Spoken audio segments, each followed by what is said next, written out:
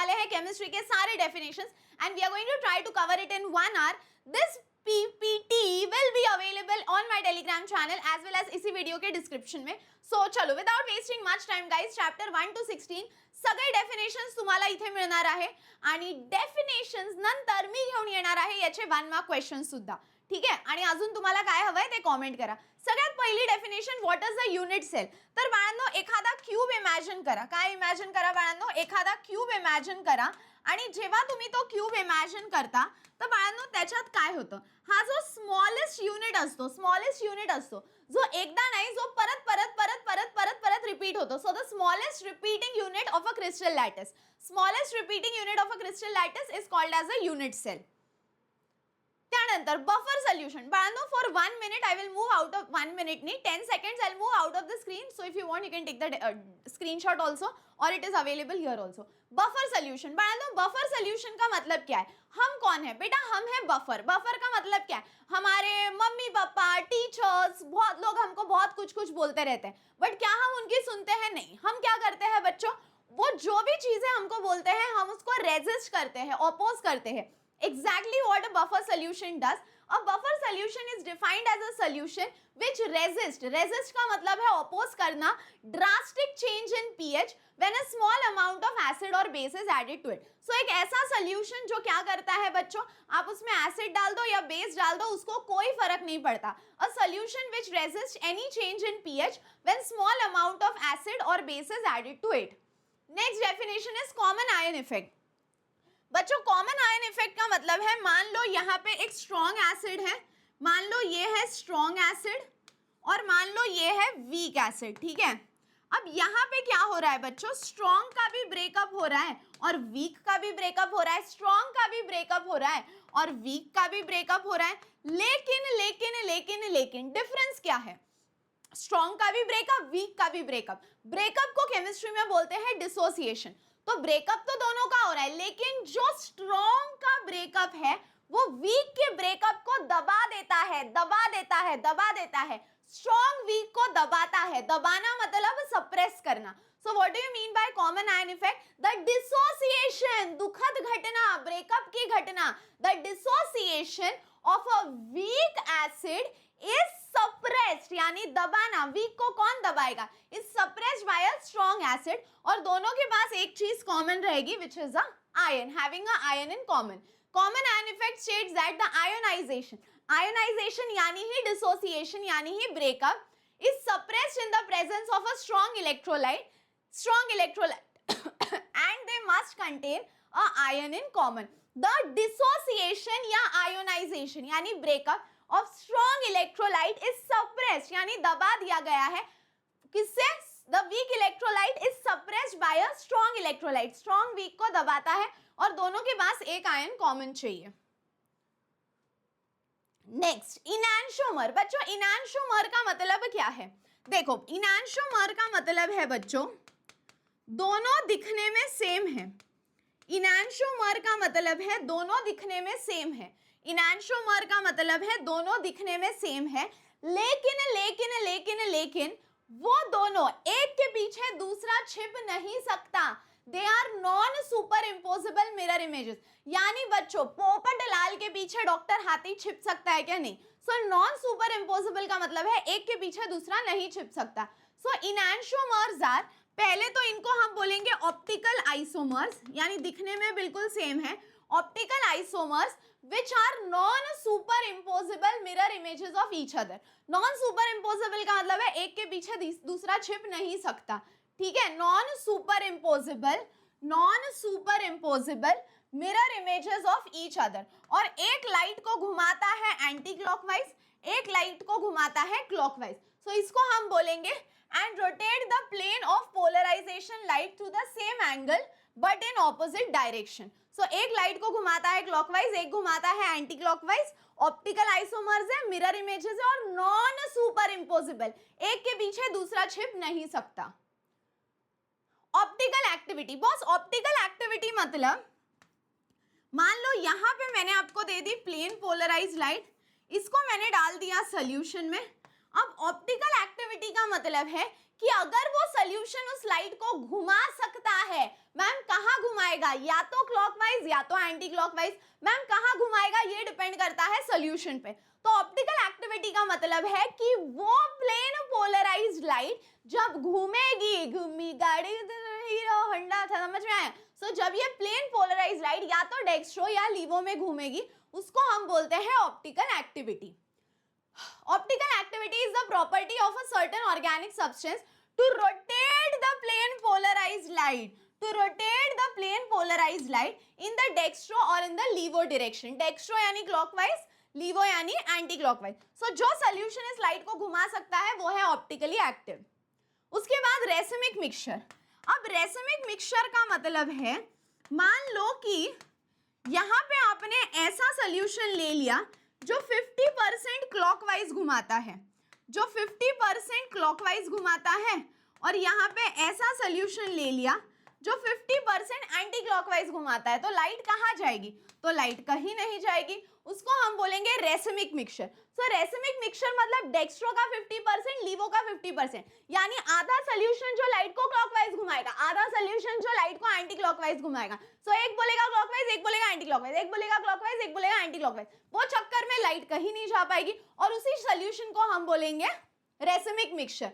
When equimolar quantities of dextro and levo are mixed, the resultant mixture is found to be optically inactive. एक बोलेगा dextro को जाओ, एक बोलेगा लीवो को जाओ, वो चक्कर में लाइट कहीं नहीं घूमेगी और वो हो जाएगा ऑप्टिकली इनएक्टिव। पढ़ लो। Cell voltage. अब सेल वोल्टेज का मतलब क्या है? देखो सिंपल है, एक रहेगा पॉजिटिव, एक रहेगा नेगेटिव, एक रहेगा कैथोड, एक रहेगा एनोड। दोनों के बीच में जो इलेक्ट्रिकल पोटेंशियल का डिफरेंस है, दोनों के बीच में जो इलेक्ट्रिकल पोटेंशियल का डिफरेंस है उसको हम बोलेंगे cell voltage. The difference in the electrical potential between anode and cathode is called as cell voltage. Green chemistry, यार ये तो सबको पता होगा। ग्रीन केमिस्ट्री का मतलब है ऐसी केमिस्ट्री जिसकी हम पढ़ाई क्यों करते हैं, ताकि आगे जाके हमारे फ्यूचर जनरेशंस को प्रॉब्लम ना हो, हम ज्यादा पोल्यूशन ना क्रिएट करें और हमारी आने वाली जनरेशन सुखद अच्छे से रह पाए। Green chemistry is the use of chemistry for pollution prevention by environmentally conscious design of product, यानी ऐसे प्रोडक्ट्स डिजाइन करो जो कि हमारे एनवायरमेंट को हार्म ना करे, जो कि हमारे एनवायरमेंट को हार्म ना करे, ठीक है। उसके बाद डीनेचुरेशन ऑफ प्रोटीन। अब बॉस डीनेचुरेशन ऑफ प्रोटीन का मतलब है प्रोटीन ऐसा होता है गुच्छम गुच्छी, अब हम क्या करते हैं, उसका करते हैं डीनेचुरेशन। बच्चों what is the meaning of denaturation? Denaturation का मतलब है कि हम वो जो गुच्छम गुच्छी हुआ प्रोटीन है उसको हम खोल देते हैं, लेकिन मतलब इन शॉर्ट गांठ मारी हुई है, उस गांठ को खोलना है, दैट इज डीनेचुरेशन। लेकिन जब आप उस गांठ को खोलते हो तो प्रोटीन का सीक्वेंस डिस्टर्ब नहीं होना चाहिए, उसको बोलते हैं डीनेचुरेशन। तो डीनेचुरेशन मतलब प्रोटीन की गांठ है, उस गांठ को खोलना है, लेकिन प्रोटीन का सीक्वेंस बिगड़ना नहीं चाहिए। When a protein is a native form is subjected to physical change like change in temperature or chemical change like change in pH, the hydrogen bonds are disturbed. Due to the globular protein unfold helix gets uncoiled and protein loses its biological activity. वो हो जाता है uncoiled and protein loses its original biological activity. This is called as the denaturation of protein. ठीक है? Yes or no? इसको आप simple language में ये भी लिख सकते हो, कन्वर्टिंग क्वार्टरनरी प्रोटीन, ये भी लर्न करोगे तो चलेगा। कन्वर्टिंग क्वार्टरनरी, मैं 4 डिग्री लिखती हूँ, आप उसको क्वार्टरनरी समझ जाना। Converting quaternary protein into primary, converting quaternary protein into primary without disturbing the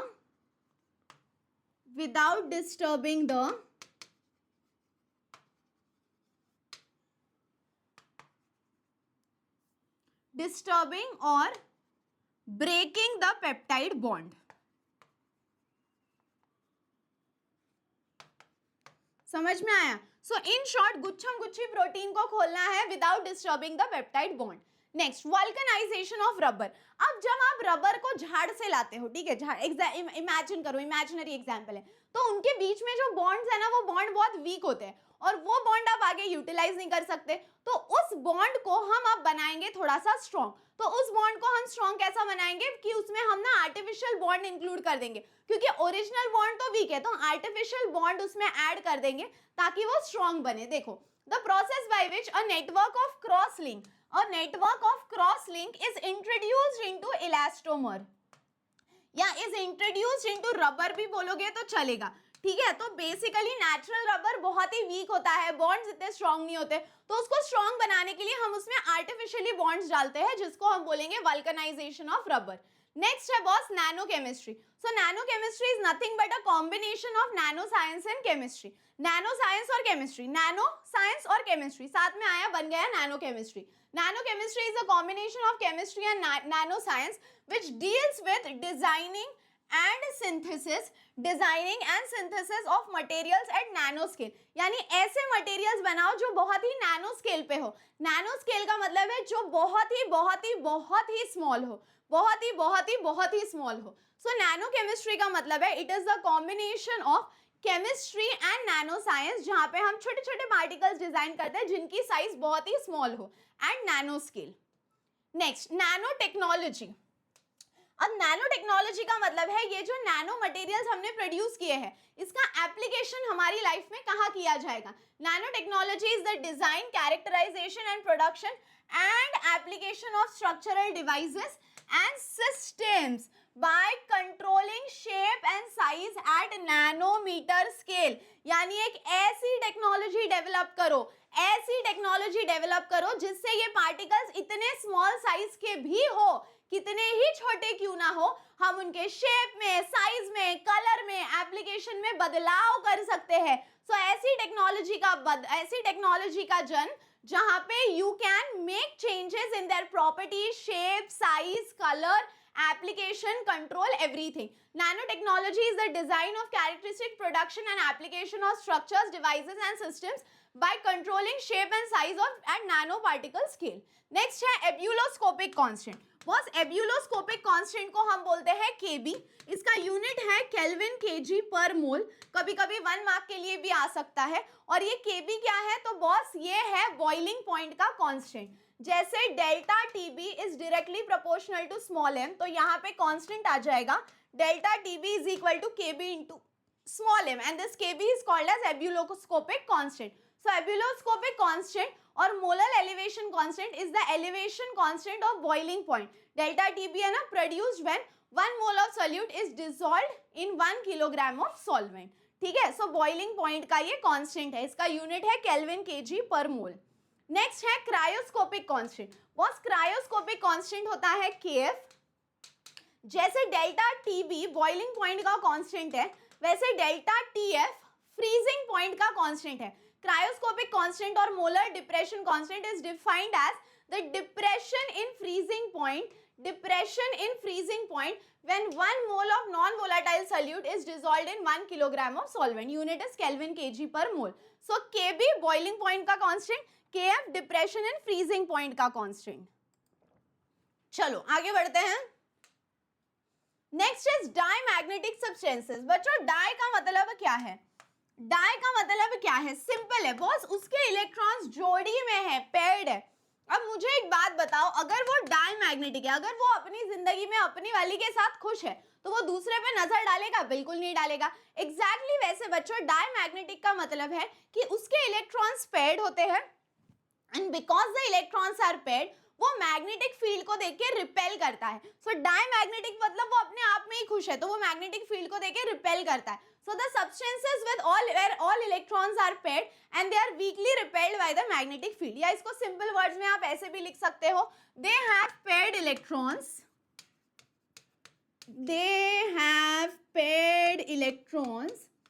hence they repel the magnetic field। They have paired electrons, hence they repel the magnetic field। समझ में आया? अब इसका एग्जाम्पल तुम लोग लिखोगे। उसके बाद पैरामैग्नेटिक। बॉस पैरामैग्नेटिक का मतलब क्या है? पैरामैग्नेटिक का मतलब है कि उनके पास होते हैं अनपेयर्ड इलेक्ट्रॉन, उनके पास होते हैं अनपेयर्ड इलेक्ट्रॉन। अब अनपेयर्ड इलेक्ट्रॉन है, बेचारा सिंगल है, क्या करेगा? मैग्नेटिक फील्ड को देख के कांट कंट्रोल। सो पैरामैग्नेटिक का मतलब है they have unpaired electron and they are attracted towards the magnetic field.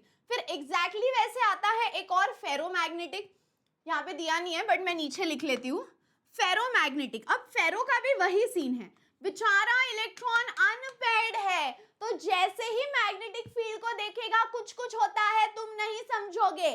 तो यहाँ पे होता क्या है? Again unpaired electron attracted towards the magnetic field. अब तुम बोलोगे मैम इन दोनों में डिफरेंस क्या है? तो बॉस पैरामैग्नेटिक का मतलब है they are weakly attracted towards the magnetic field. मिला तो ठीक है, नहीं मिला तो भी ठीक है। और फेरोमैग्नेटिक का मतलब है they are strongly attracted towards the magnetic field. दोनों सिंगल है, दोनों के पास अनपेयर्ड इलेक्ट्रॉन है, लेकिन paramagnetic is weakly attracted and ferromagnetic is strongly attracted towards the magnetic field. क्यों अट्रैक्ट होते हैं? क्योंकि they have unpaired electrons. Next है बॉस आइसोटोनिक सॉल्यूशन। अब ऑस्मोटिक प्रेशर को हम दिखाते हैं पाई से। जब दोनों का ऑस्मोटिक प्रेशर सेम हो उसको हम बोलेंगे isotonic. When two solutions have the same osmotic pressure वो हो गया आइसोटोनिक। फिर आता है हाइपरटोनिक। अब दो सॉल्यूशन है, इसका ऑस्मोटिक प्रेशर पाई 1 है, इसका ऑस्मोटिक प्रेशर पाई 2 है। अब जिसका ऑस्मोटिक प्रेशर ज्यादा होगा, जिसका ऑस्मोटिक प्रेशर ज्यादा होगा त्यालाच बाळांनो आपण म्हणूयात हाइपरटोनिक, और दो में जिसका ऑस्मोटिक प्रेशर कम होगा उसको हम बोलेंगे हाइपोटोनिक। समझ में आया? So hypertonic the solutions having higher osmotic pressure, hypotonic the solutions having lower osmotic pressure. Clear है? क्लियर है? क्लियर है? क्लियर है?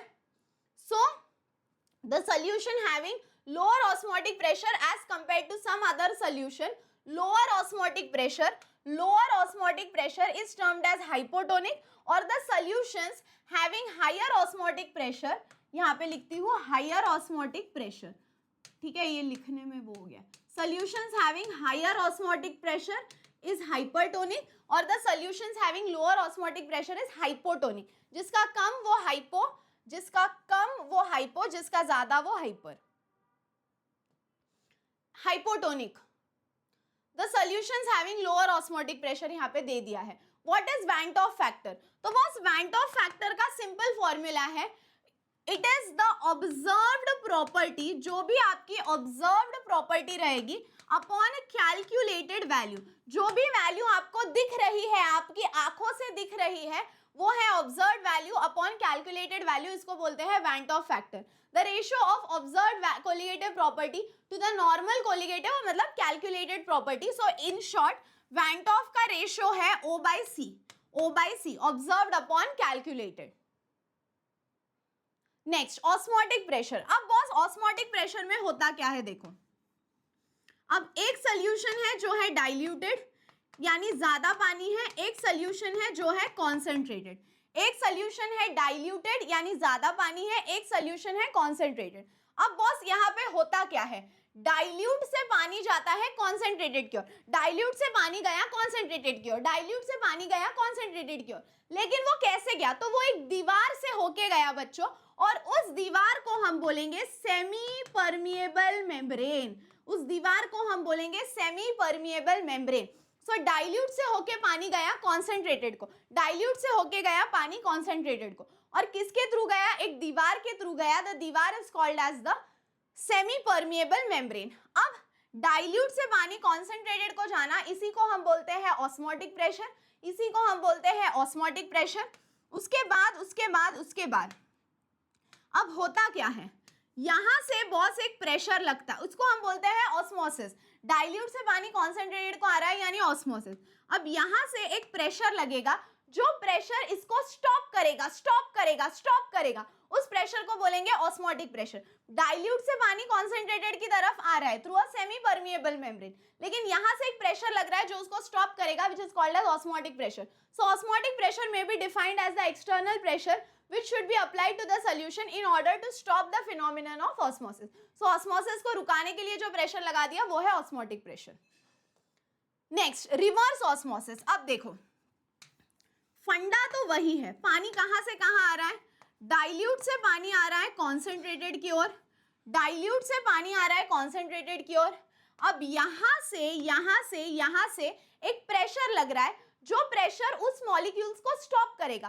तो अगर ऐसा प्रेशर लगा जो प्रेशर उस मॉलिक्यूल्स को स्टॉप करेगा तो वो हुआ ऑस्मोटिक प्रेशर। लेकिन ऐसा प्रेशर लगा, कैसा प्रेशर लगा, ऐसा प्रेशर लगा जो उन मॉलिक्यूल्स को रिवर्स डायरेक्शन में भेजे, तो उसको हम बोलेंगे रिवर्स ऑस्मोसिस। सो ऐसा प्रेशर लगा जो उन मॉलिक्यूल्स को स्टॉप करे तो ऑस्मोटिक प्रेशर, लेकिन ऐसा प्रेशर लगा जो उन मॉलिक्यूल्स को फिर से उल्टे डायरेक्शन में भेजे तो reverse osmosis. The process of moving of the solvent molecules from a solution to the pure solvent through a semi permeable membrane while applying a excessive pressure. जरूरत से ज्यादा प्रेशर लगा दिया और मॉलिक्यूल्स को रिवर्स डायरेक्शन में भेज दिया, तो that is called as the reverse osmosis. Clear है सबको? उसके बाद Raoult's law. Boss Raoult's law सीधा सीधा सिंपल है, P1 is equal to P01 into x1। अब P1 क्या है बॉस? P1 है vapour pressure of solution, P1 है vapour pressure of solution, P01 है vapour pressure of solvent. P1 है vapour pressure of solution, P01 है vapour pressure of solvent, और x1 को हम बोलेंगे मोल फ्रैक्शन। सो रॉल्ड्स लॉ क्या बोलता है? The vapour pressure of solution is equal to vapour pressure of pure solvent multiplied by its mole fraction. Vapour pressure of pure solution is equal to vapor pressure of solvent multiplied by its mole fraction. Raoult's law states that the partial vapor pressure of any volatile component of a solution, मतलब in short vapor pressure ये देखो, in short vapor pressure of solution is equal to the vapor pressure of pure component यानी solvent, vapor pressure of pure component multiplied by its mole fraction, multiplied by its mole fraction. Clear है, clear है, clear है, clear है। चलो आगे बढ़ते हैं। Next Henry's law. यार हेनरीज लॉ तो सबसे सिंपल है, solubility is directly proportional to pressure. अब डायरेक्टली प्रोपोर्शनल है तो यहाँ पे कांस्टेंट क्या आएगा? KH। KH को हम बोलेंगे Henry's law constant. So solubility is directly proportional to pressure और कांस्टेंट आएगा KH which is Henry's law constant. At any given temperature the mass of a gas dissolved in a fixed volume of a liquid solution is directly proportional to the pressure. तो इसको आप ऐसे भी लिख सकते हो simple words में, ये रेफर करने से अच्छा है, solubility of a solution is directly proportional, solubility of a solution is directly proportional to its pressure.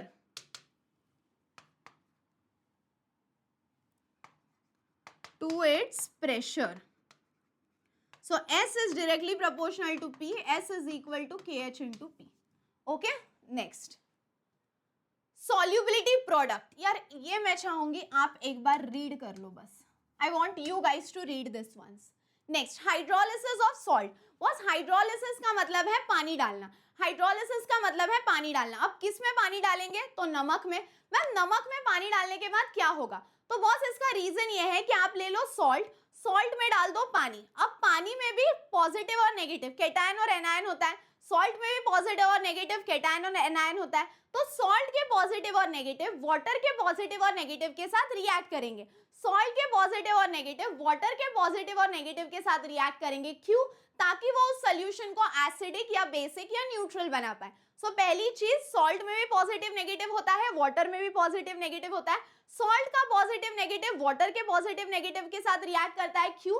ताकि वो उस सोल्यूशन को एसिडिक, बेसिक या न्यूट्रल बना सके. So hydrolysis is defined as the reaction of cation or anion or both ions of salt react with ions of water to produce acidity or alkalinity यानी basicity. So salt का positive negative यानी ions react के water के positive या negative के साथ यानी ions के साथ. क्यों? ताकि वो उस solution को acidic या basic बना पाए. उसके बाद define Hess law. Boss Hess law क्या बोलता है? इसको ना मैं simple words में लिख के देती हूँ. ठीक है, ये देखो, मान लो A B है, ये पहली स्टेप है और ये B to C दूसरी स्टेप है. अब यहाँ पे डेल्टा H1 हुआ 4 किलो जूल, डेल्टा H2 हुआ 2 kilo joule, 4 kilo joule 2 kilo joule. अब सवाल ये है कि A to C कितना बनेगा? तो boss A to C simple है, 4 + 2 यानी 6. So in short what do you mean by Hess law? तो बॉस हेस लॉ का मतलब है कि अगर पूरे रिएक्शन की एंथैल्पी निकालनी हो, पूरे रिएक्शन की एंथैल्पी निकालनी हो तो हम कैसे निकाल सकते हैं? इंडिविजुअल स्टेप्स का एडिशन करके। सो ओवरऑल रिएक्शन की एनर्जी निकालनी हो तो इंडिविजुअल स्टेप्स का एडिशन करो। So the overall enthalpy of the reaction is equal to the sum of enthalpy change of individual step. So overall reaction की enthalpy निकालनी हो, overall reaction की enthalpy निकालनी हो तो हम वो कैसे निकाल सकते हैं? It is the sum of enthalpy of individual step. ठीक है, overall निकालना हो तो individual step का addition कर दो। उसके बाद स्टैंडर्ड एंथैल्पी ऑफ कंबशन। अब बॉस कंबशन का मतलब क्या है कि कोई भी कार्बन कंटेनिंग कंपाउंड लो और उसकी रिएक्शन ऑक्सीजन के साथ करो, ऑक्सीजन के साथ करो यानी उसको ऑक्सीडाइज करो। कोई भी कार्बन कंटेनिंग कंपाउंड लो और उसकी रिएक्शन ऑक्सीजन के साथ करो यानी उसको ऑक्सीडाइज करो। लेकिन लेकिन लेकिन एक कंडीशन है कि ये जो कार्बन कंटेनिंग कंपाउंड है वो अपने स्टैंडर्ड स्टेट में होना चाहिए। So in short carbon containing compound लो और उसकी रिएक्शन ऑक्सीजन के साथ करो यानी ऑक्सीडाइज करो, लेकिन आप जो भी कंपाउंड ले रहे हो it should be in its standard state. So the standard enthalpy of combustion of a substance is the standard enthalpy change accompanying a reaction in which 1 mole of a substance is in its standard state is completely oxidized। यानी यहाँ पे एक ऐसा substance लो जो अपने standard state में हो और उसको कंप्लीटली ऑक्सीडाइज करो, ठीक है। सो एंथैल्पी में होने वाला बदलाव, एनर्जी में होने वाला बदलाव when 1 mole of a compound जो अपने स्टैंडर्ड स्टेट में है वो ऑक्सीजन के साथ रिएक्ट करता है यानी इट इज कंप्लीटली ऑक्सीडाइज्ड, ठीक है। उसके बाद स्टैंडर्ड एंथैल्पी ऑफ फॉर्मेशन। अब स्टैंडर्ड एंथैल्पी ऑफ फॉर्मेशन का भी मतलब वही है कि यहाँ पे आपने ले लिए एलिमेंट्स जिन्होंने मिलके बनाया प्रोडक्ट। सो ये एलिमेंट्स मिलके प्रोडक्ट बनाते हैं, उसके लिए जो एनर्जी लगेगा, रिएक्टेंट साथ में आके प्रोडक्ट बनाते हैं उसके लिए जो एनर्जी लगेगा, बनाते हैं यानी फॉर्म करते हैं। So reactants come together and they form a product, उसके लिए जो एनर्जी लगेगी that is enthalpy of formation. लेकिन लेकिन लेकिन लेकिन ऊपर यूज किया है स्टैंडर्ड स्टेट। इसका मतलब जो रिएक्टेंट आप यूज करते हो और जो प्रोडक्ट आप फॉर्म कर रहे हो they should be in their standard state. So the standard enthalpy of formation of a compound is the enthalpy change accompanying a reaction in which 1 mole of a pure component in its standard state is formed। यानी यहाँ पे एक element बनता है जो कि अपने standard state में है, ठीक है, जो कि अपने स्टैंडर्ड स्टेट में है और वो किससे बनता है? From elements which are in their standard state. So 1 mole का कंपाउंड बनता है जो अपने स्टैंडर्ड स्टेट में है फ्रॉम द एलिमेंट्स, ऐसे एलिमेंट्स जो अपने स्टैंडर्ड स्टेट में। सो एंथैल्पी ऑफ फॉर्मेशन का मतलब है ऐसा कंपाउंड बनाओ जो अपने स्टैंडर्ड स्टेट में है from the elements which are in their standard state. उसके बाद एंथैल्पी ऑफ एटमाइजेशन। अब बॉस एटमाइजेशन का मतलब है यहाँ पे आपको दे दिया 1 मोल का सब्सटेंस, 1 मोल का सब्सटेंस। अब उस 1 मोल के सब्सटेंस को आपको छोटे छोटे आइटम्स में ब्रेक डाउन करना है। सो 1 मोल के सब्सटेंस को एटम्स में ब्रेक डाउन करने के लिए जो एनर्जी लगेगा that is called as enthalpy of atomization. The enthalpy change accompanying the dissociation यानी ब्रेकिंग, आपने ये 1 मोल ऑफ सब्सटेंस को ब्रेक किया ना, accompanying the dissociation of 1 mole of a substance या the enthalpy change accompanying the dissociation of molecules in 1 mole of gas substance into its atoms। So in short 1 mole of a substance आपने लिया है, 1 mole of a substance आपने लिया है, उसको atoms में break करने के लिए जो energy लगेगी that is enthalpy of atomization। So the enthalpy change accompanying when 1 mole of substance breaks into its atoms। यहाँ पे सिंपल वर्ड्स में लिख के दूं क्या? एंथैल्पी चेंज यानी एनर्जी में होने वाला बदलाव जब आप 1 मोल के सब्सटेंस को तोड़ देते हो इनटू इट्स एटम्स, ठीक है। यहाँ पे लिखती हूँ enthalpy change when 1 mole of a substance, enthalpy change when 1 mole of a substance breaks into its gaseous atoms, breaks into its gaseous atoms, ठीक है। चलो आगे बढ़ते हैं।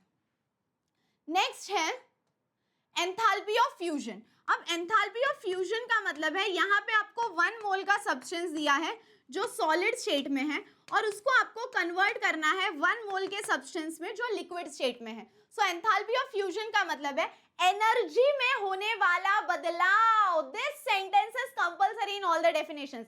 Enthalpy change accompanying the reaction, यानी एनर्जी में होने वाला बदलाव। और फ्यूजन का मतलब है 1 mole of solid is converted into 1 mole of liquid. Enthalpy change occurs when 1 mole of solid is converted into 1 mole of liquid. और यहाँ पे टाइम पास रहता है, यानी कांस्टेंट क्या रहता है, टेम्परेचर और प्रेशर, टेम्परेचर और pressure. Enthalpy change that occurs when 1 mole of solid is converted into 1 mole of liquid without change in temperature and at constant pressure. उसके बाद एंथैल्पी ऑफ सब्लिमेशन। अब सब्लिमेशन का मतलब है यहाँ पे आपने ले लिया 1 मोल ऑफ सॉलिड और इसको आपने कन्वर्ट कर दिया 1 मोल ऑफ गैस में। सो एनर्जी में होने वाला बदलाव जब आप 1 मोल ऑफ सॉलिड को कन्वर्ट कर देते हो 1 मोल ऑफ गैस में। Enthalpy change accompanying when 1 mole of solid is converted to 1 mole of gas, मतलब is directly converted into vapour. Next, define extensive and intensive property. अब boss extensive, इसको आप कैसे याद रख सकते हो, देखो एक्स क्या करता है, एकदम दे दे अपने पे ही डिपेंडेंट रहता है, एकदम टॉक्सिक होता है। सो बॉस एक्स का मतलब है डिपेंडेंट, एक्स का मतलब है डिपेंडेंट। और इंटेंसिव में I for intensive, I for independent. लेकिन ये किस पे डिपेंडेंट है और किस पे इंडिपेंडेंट है, ठीक है। सो ध्यान से देखो, एक्सटेंसिव का मतलब है it is dependent on amount of matter और इंटेंसिव का मतलब है it is independent on amount of matter. Extensive का मतलब है कि उसको लेना देना है भाई, कितनी क्वांटिटी है, और इंटेंसिव बोलता है मेरे को क्वांटिटी से कोई लेना देना नहीं है। So extensive dependent, intensive independent. Extensive dependent on amount of matter, intensive independent on amount of matter, ठीक है। Next, bond enthalpy. Boss bond enthalpy मतलब यहाँ पे आपको एक बॉन्ड दिया है जो 1 मोल का है, यहाँ पे आपको एक बॉन्ड दिया है जो 1 मोल का है, और इस 1 मोल के बॉन्ड को ब्रेक करने के लिए जो एनर्जी लगेगी उसको हम बोलेंगे bond enthalpy. So boss what is the meaning of bond enthalpy, कि यहाँ पे आपको एक बॉन्ड दिया है जो 1 मोल का है और उस बॉन्ड को ब्रेक करने के लिए जो एनर्जी लगेगी that is bond enthalpy. Bond enthalpy is defined as the amount of energy required to break 1 mole of bond, 1 mole of bond of one type। यानी ये बॉन्ड दिया है जो 1 मोल का है, इसको ब्रेक करने के लिए जो एनर्जी लगेगी। Next is enthalpy of ionization. Boss enthalpy of ionization का मतलब है ये एटम है, अब इस एटम में से इलेक्ट्रॉन को बाहर निकालने के लिए जो एनर्जी लगेगी that is called as enthalpy of ionization. यानी इन शॉर्ट एटम में से इलेक्ट्रॉन को बाहर निकालने के लिए जो एनर्जी लगेगी। So enthalpy of ionization is the enthalpy change accompanying the removal of an electron. So in short electron को बाहर निकालने के लिए जो एनर्जी लगेगी। अब यहाँ पे जो एटम है वो है 1 मोल का। So energy required to remove an electron, electron हमको बाहर निकालना है एटम में से, लेकिन the atom should be of 1 mole, atom should be of 1 mole. So enthalpy of ionization is the enthalpy change accompanying the removal of an electron from 1 mole of gaseous atom. Next, state function। वो state function का मतलब है एक ऐसी property जो सिर्फ कहाँ से, देखो जैसे मान लो तुम ट्रेन में जा रहे हो, अब ट्रेन कौन से रास्ते से जा रही है तुमको लेना देना नहीं है, तुम बस इतना देखो कि भाई मैं कौन से स्टेशन में बैठा था और मैं कौन से स्टेशन पे उतर गया। सो वो है स्टेट फंक्शन, यानी आपको रास्ते की पड़ी नहीं है, ये रास्ते कोई लेना देना नहीं है। तुम बोलोगे मैम ट्रेन शुरू कहाँ से होगी और मैम ट्रेन जाएगी कहाँ, उसको हम बोलेंगे initial and final. So state function यानी ऐसी property which only depends on the initial stage and the final stage, और कौन से रास्ते से गई, कौन से पाथ से गई, उससे कोई लेना देना नहीं है। A property that depends on the state of the system and is independent on the path followed. So in short, a property which is dependent only on initial and final. Property यहाँ पे लिख लो, property which is dependent only on initial and final. फिर आता है path function. अब ये यहाँ से तू बैठा ट्रेन में, यहाँ तू उतरा। अब पाथ फंक्शन का मतलब है इनिशियल फाइनल से लेना देना नहीं है, लेकिन तूने कौन सा रास्ता लिया उससे लेना देना है। So the property which depends on the path followed, कौन सा रास्ता लिया उससे लेना देना है।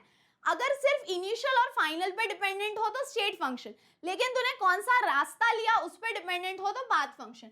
और path function is a thermodynamic property of the system whose value depends on the path followed, whose value depends on the path followed. ठीक है. उसके बाद अरेनियस इक्वेशन, ये वाला I want you to read once, ये मैं चाहती हूँ आप खुद देख लो एक बार अरेनियस इक्वेशन. उसके बाद कोल्हार्श law.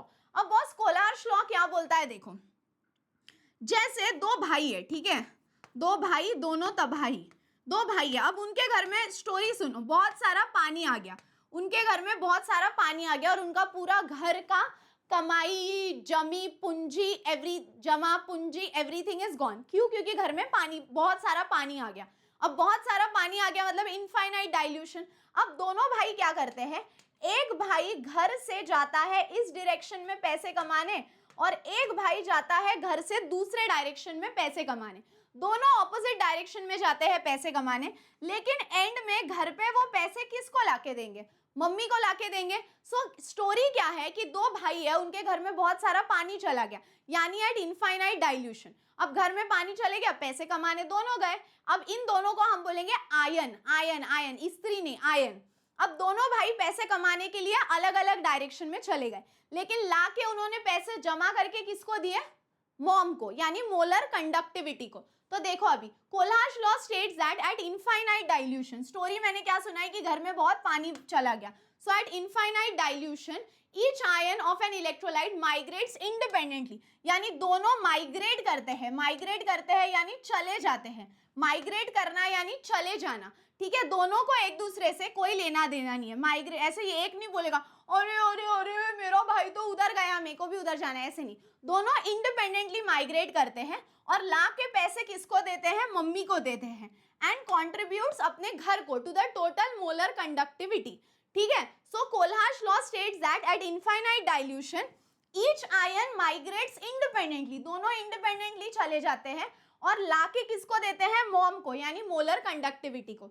Kohlhar's law states that at infinite dilution each ion migrates independently of its co-ions and contributes independently to the total molar conductivity. इधर तक भी याद रखोगे तो ठीक है. नेक्स्ट है एनोड. अब देखो इसको मैं कैसे याद रख सकती हूँ, वो गाना सुना है तुमने, ओए ओए ओए आ, कौन सा गाना है चैट में बताना, ओए ओए ओए आ, कोई तो गाना है, ठीक है. ओए ओए ओए ओए का मतलब क्या है, एनोड पे होता है oxidation. So what is anode, anode यानी एक ऐसा रॉड, ऐसे याद रखो, एनोड यानी एक ऐसा रॉड जहां पे होता है ऑक्सीडेशन. तो जब जब मैं एनोड बोलूं तुमको वो गाना याद आना चाहिए, ओए ओए ओए आ, ठीक है. एनोड यानी जहां होता है oxidation, electrode at which oxidation takes place. And what is cell constant, अब ये तुम मुझे बताओ, पानी पीने दो मुझे. व्हाट इज सेल कांस्टेंट, ये वाला तुम मुझे बताओ. चलो ओके, मानो नेक्स्ट है व्हाट इज सेल कांस्टेंट. अब सेल कांस्टेंट का मतलब क्या है, तो बॉस ये जो इसके अंदर होता है इसको हम बोलते हैं इलेक्ट्रोड्स, इसको हम बोलते हैं electrode. So it is the ratio of distance between these electrodes, distance between these electrodes और यार उनका एरिया ऑफ क्रॉस सेक्शन. तो ratio between the distance and area of cross section. Next is define the instantaneous rate of reaction. अब boss ध्यान से देखो, जैसे ही reaction शुरू होती है इनिशियल स्टेज में तो रिएक्टेंट ज्यादा होता है, प्रोडक्ट कम होता है. बट जैसे ही रिएक्शन खत्म होने आती है तो आपका जो रिएक्टेंट है वो कम होता है और प्रोडक्ट बढ़ जाता है. सो इनिशियल स्टेज में रिएक्टेंट ज्यादा है, प्रोडक्ट कम है, और फाइनल स्टेज में रिएक्टेंट कम है, प्रोडक्ट ज्यादा है. सो इंस्टेंटेनियस रेट ऑफ रिएक्शन का मतलब है हमको रिएक्शन की स्पीड ढूंढनी है. The rate of change of concentration, the rate of change of concentration यानी क्वांटिटी ऑफ एनी रिएक्टेंट और प्रोडक्ट, यानी रिएक्टेंट और प्रोडक्ट की क्वांटिटी में कितना बदलाव हुआ, रिएक्टेंट और प्रोडक्ट की क्वांटिटी में कितना बदलाव हुआ eight a particular instant of time, यानी एक स्पेसिफिक टाइम पीरियड में रिएक्टेंट और प्रोडक्ट में कितना बदलाव हुआ. सो रिएक्टेंट कैसे कैसे कैसे कैसे कम हो रहा है और प्रोडक्ट कैसे कैसे कैसे कैसे बढ़ रहा है. So the change in concentration यानी quantity of reactant at a particular time interval. उसके बाद स्यूडो फर्स्ट ऑर्डर रिएक्शन। अब ऑर्डर ऑफ रिएक्शन में यहाँ पे क्या होता है, जो रिएक्शन का ऑर्डर होता है वो एक्चुअल में ज्यादा होता है, जो एक्चुअल में ज्यादा होता है, बट वो दिखने में हमको सिर्फ फर्स्ट दिखता है। सो यहाँ पे स्यूडो का मतलब है रिएक्शन का ऑर्डर एक से ज्यादा होता है, बट दिखते टाइम वो वन दिख के आता है। The reactions that have higher order of reaction but anyhow found to behave as first order reaction, found to behave as first order reaction. उसके बाद define rate determining step. Boss कोई भी reactions अगर 2 से 3 स्टेप्स में होती है तो उसमें जो सबसे स्लो स्टेप है उसको हम बोलेंगे rate determining step. When a chemical reaction occurs in a series of step, one of the step is slower, जो सबसे स्लो स्टेप है वो है rate determining step, RDS। Next है डिफाइन मॉलिक्यूलैरिटी ऑफ रिएक्शन। बॉस मॉलिक्यूलैरिटी का मतलब है it is the number of reactant molecules, it is the number of reactant molecules. जितने रिएक्टेंट मॉलिक्यूल्स होते हैं उसको हम बोलते हैं मॉलिक्यूलैरिटी ऑफ रिएक्शन। नेक्स्ट है ड्राई ब्लीच। बॉस ब्लीच का मतलब है एनीथिंग जो कलर रिमूव करता है। सो कोई भी चीज का कलर रिमूव करने में जो हेल्प करता होगा उसको हम बोलते हैं bleaching agent, anything that helps in the colour removal. Next what is lanthanoid contraction. Boss जैसे जैसे जैसे जैसे हम लेफ्ट टू राइट जाते हैं लैंथेनॉइड्स में एटॉमिक साइज छोटे होती जाती है and this decrease in atomic size is called as lanthanoid contraction. The electrons are filled in the 4f subshell, so left to right nuclear charge increases and this increases is accepted to be ठीक है, यहाँ से ये पूरा देख लो और यहाँ पे इतना ही देख लो। As we move left to right, there is a progressive decrease in atomic और ionic radius.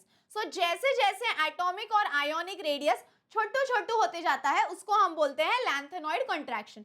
नेक्स्ट और का मतलब है अभी अर्थ के सरफेस से, यहाँ पे देखो अर्थ के सरफेस से आप जो भी डिग करके निकालोगे वो है मिनरल्स, अर्थ के सरफेस से जो भी डिग करके निकालोगे वो है minerals, a naturally occurring substance found in the earth crust.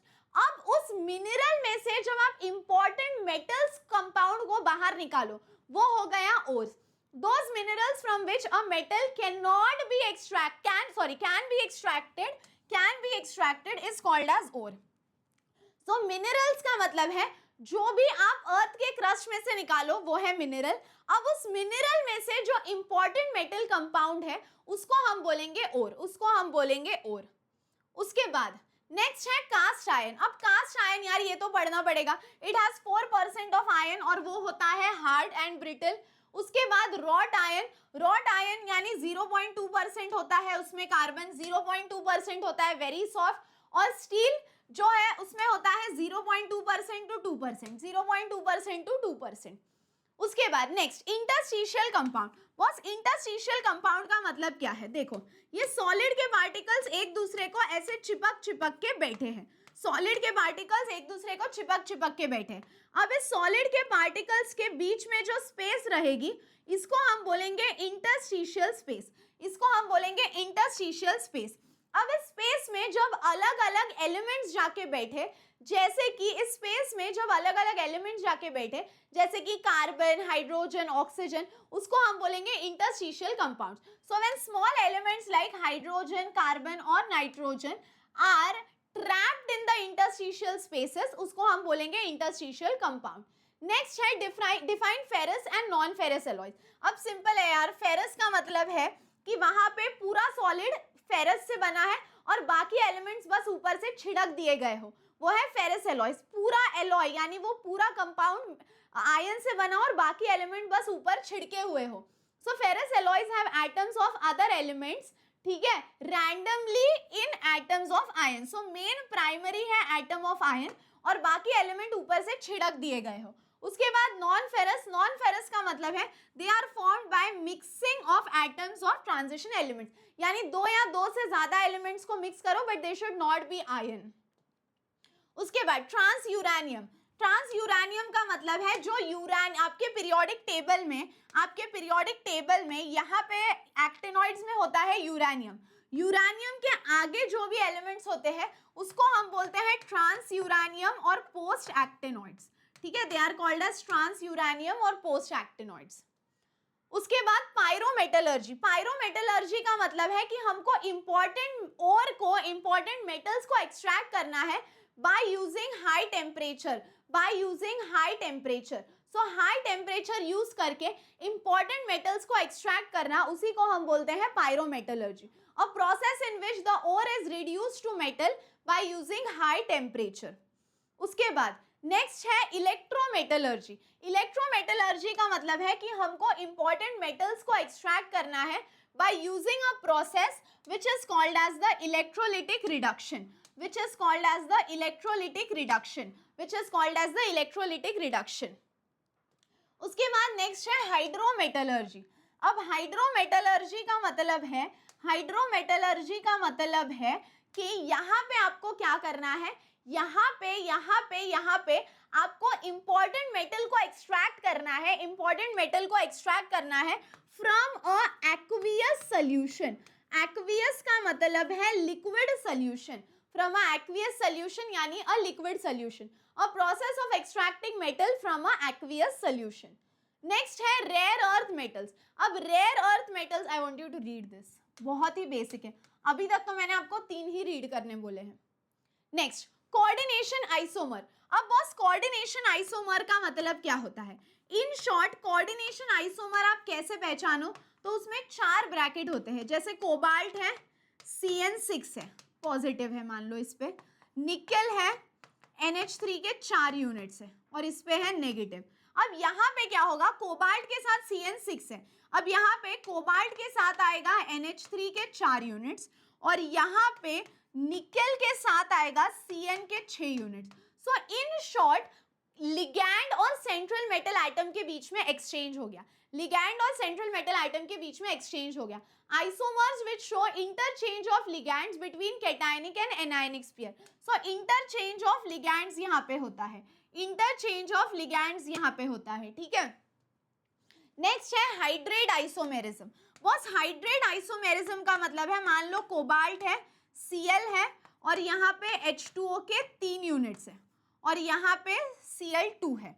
अब यहाँ पे देखो, यहाँ पे हम लेंगे NH3 ले लेते हैं, ठीक है। सो कोबाल्ट है, NH3 है, H2O के 2 यूनिट्स है और यहाँ पे Cl.H2O है। सो इसका मतलब हो क्या रहा है, यहाँ पे वाटर स्क्वायर ब्रैकेट के अंदर है, यानी it is only acting as a ligand. Square bracket के अंदर है यानी it is only acting as a ligand, और यहाँ पे ये स्क्वायर ब्रैकेट के अंदर भी है और बाहर भी है। बाहर होना यानी काउंटर आयन, अब डॉट करके लिखा है यानी water of crystallisation. So hydrate का मतलब है, in one example water will only act as a ligand and in one example water will act as a ligand as well as water of crystallisation, ठीक है। Next है ionisation isomer. Cobalt है, NH3 के 4 units है, Br है, counter ion Cl है, and यहाँ पे देखो कोबाल्ट है, NH3 के 4 यूनिट्स है, Cl है और Br है। सो इन शॉर्ट यहाँ पे काउंटर आयन और लिगैंड में एक्सचेंज हुआ, काउंटर आयन और लिगैंड में एक्सचेंज हुआ। यहाँ पे Br is the ligand, Cl is the counter ion, यहाँ पे Cl is the ligand, Br is the counter ion. So ionization isomers are coordination compounds where they have the same molecular formula but difference in ions, और ऐसे भी लिख सकते हो there is a exchange between counter ion and ligand, ठीक है। उसके बाद लिंकेज आइसोमेरिज्म। अब देखो निकेल है, NO2 के 6 यूनिट्स है, ब्रैकेट बंद, निकेल है, अब NO2 को मैं लिख रही हूँ ONO, 6 यूनिट्स है, ब्रैकेट बंद। यहाँ पे जो लिंक करने वाला एलिमेंट है वो है नाइट्रोजन, लिंक करने वाला एलिमेंट है नाइट्रोजन, और यहाँ पे लिंक करने वाला एलिमेंट है ऑक्सीजन। सो सब कुछ सेम है but the linking element is different. So linkage isomers arise when an ambidentate ligand is bonded to the central metal atom, is bonded to the central metal atom, ठीक है। सो यहाँ पे क्या होता है, बॉन्डिंग एलिमेंट इज नाइट्रोजन, वहां पे bonding element is oxygen. उसके बाद कोऑर्डिनेशन नंबर। अब कोऑर्डिनेशन नंबर का मतलब है कि आपके सेंट्रल मेटल एटम और लिगैंड्स में कितने बॉन्ड्स हैं। सेंट्रल मेटल एटम और लिगैंड्स में जितने बॉन्ड्स रहेंगे उसको हम बोलेंगे coordination number. So coordination number is the number of ligand donor atoms directly attached, ligand donor atoms directly attached to the central metal atom. यानी central metal atom और ligands में कितने bonds हैं. Next, homoleptic isomers.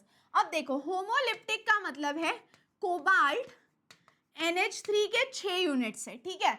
और यहाँ पे देखो and यहाँ पे है कोबाल्ट NH3 के 4 यूनिट्स है और H2O के 2 यूनिट्स है. सो यहाँ पे द लिगैंड इज सेम और यहाँ पे लिगैंड अलग टाइप के हैं. तो जहाँ पे सेम टाइप ऑफ लिगैंड है वो है होमोलिप्टिक और यहाँ पे जहाँ पे अलग टाइप ऑफ लिगैंड्स हो वो है heteroleptic. So same type of ligand homoleptic और डिफरेंट टाइप ऑफ लिगैंड्स यानी हेट्रोलिप्टिक. क्लियर है, क्लियर है, क्लियर है, क्लियर है. नेक्स्ट, हेट्रोलिप्टिक तो आप समझ गए.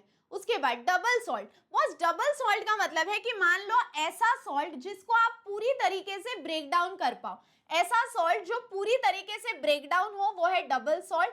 और कॉम्प्लेक्स सॉल्ट का मतलब है जैसे CONH3 4 और यहाँ पे है Cl3 काउंटर आयन. अब मैं इसको कैसे ब्रेक कर सकती हूँ, कोबाल्ट NH3 के 4 यूनिट्स और यहाँ पे है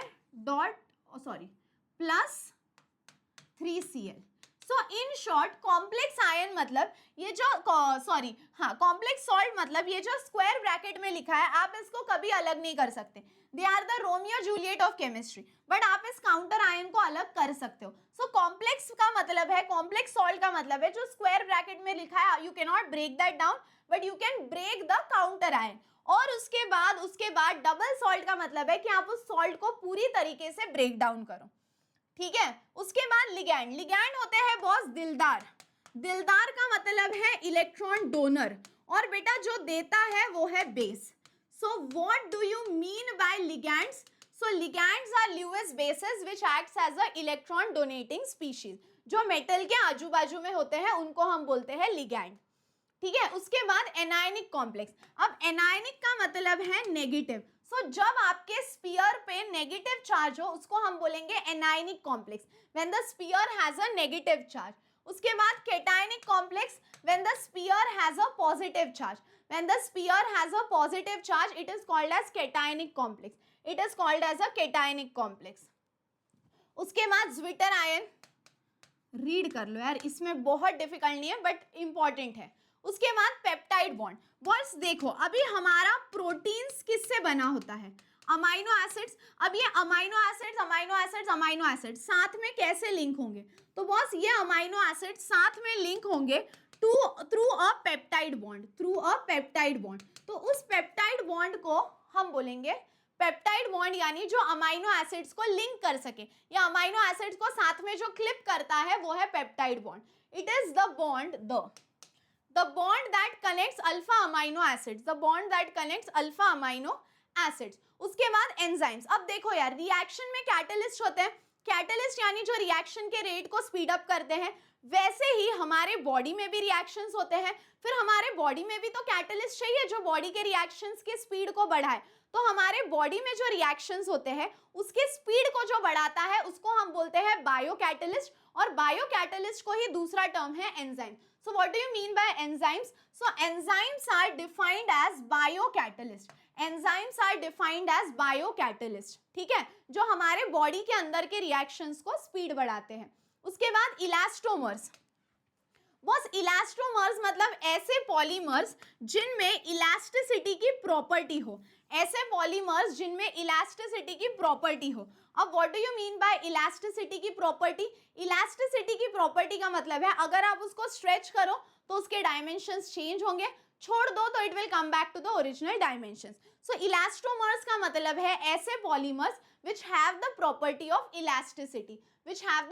of elasticity. इलास्टिसिटी मतलब स्ट्रेच करो डायमेंशंस चेंज होंगे, छोड़ दो they will come back to the original dimensions.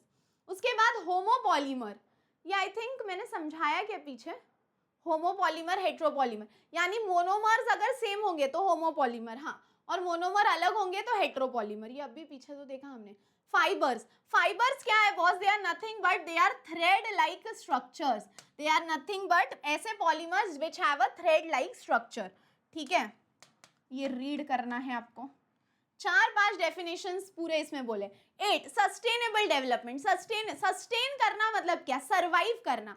तो यार हम अब जैसे जैसे प्रोग्रेस कर रहे हैं, ये पूरा हम अर्थ पूरा का पूरा डेवलप हो रहा है, ऐसे बोल सकते हैं। हर कंट्री डेवलप हो रही है, इतने बड़े बड़े बिल्डिंग्स बन रहे हैं, बट जब हम डेवलप कर रहे हैं, हमको इस तरीके से डेवलपमेंट करना है जिससे हमारे बाद में जो जनरेशंस आने वाली है उनको तकलीफ ना हो और वो सस्टेन कर पाए, सरवाइव कर पाए।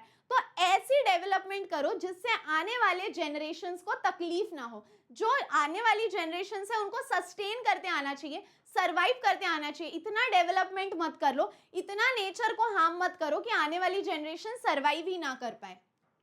Sustainable development is the development which meets the needs of the present, यानी आज जो आपको चाहिए वो होना चाहिए, विच meets the needs of the present without compromising the ability of future generation, यानी ऐसी डेवलपमेंट करो जिससे आने वाले जनरेशन को तकलीफ ना हो। And then the last definition is nano material. चिंदी है, you should go through it. पूरे 81 डेफिनेशंस है बच्चों, इसमें से मैंने आपको बस कुछ डेफिनेशंस बेसिक रीड करने बोले हैं। नाउ इसके साथ बच्चों मैं लेकर आने वाली हूँ 1 mark questions. I am going to bring 1 mark questions on the entire syllabus. पूरे सिलेबस पे मैं लेकर आ रही हूँ सारे 1 मार्क क्वेश्चंस। रिकॉर्डेड वीडियो आने वाला है और रोज सुबह बच्चों 6 AM मैं पूरा केमिस्ट्री का सिलेबस करा रही हूँ हमारी आक्रमण सीरीज में। और इंग्लिश के लिए बच्चों मुझे आपको बोलना है 1 फरवरी टू 9 फरवरी, 1 फरवरी टू 9 फरवरी। भले ही आपने इंग्लिश का कुछ नहीं पढ़ा होगा तो बॉस ये 9 डेज में मैं आपका पूरा इंग्लिश का सिलेबस भी कराऊंगी विद पेपर सॉल्विंग, ठीक है।